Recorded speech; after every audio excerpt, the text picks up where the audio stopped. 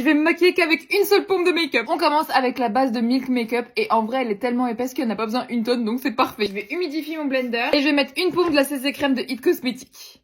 Je vais l'étaler comme ça. Ah, je sens que ça va faire juste quand même. Oh wow, comment elle est grave glowy cette CC crème, c'est la première fois que je l'essaye. Pas une bonne idée de mettre un sweat blanc quand je me maquille. Finalement, ça a grave suffi. Pour l'anti-cerne, je vais prendre celui de Maybelline. J'ai pas le droit de le retremper. Easy peasy. Et let's go. Pour le bronzer, j'en ai pas à pompe, du coup, je vais prendre celui de Anastasia Beverly Hills. Et en gros, je vais faire un trait et après, je pourrai plus retremper dedans.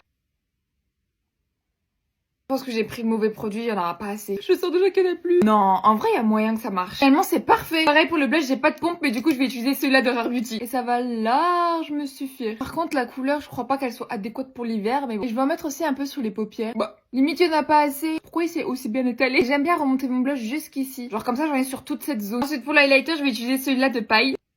Oh, je pense que ça va largement me suffire.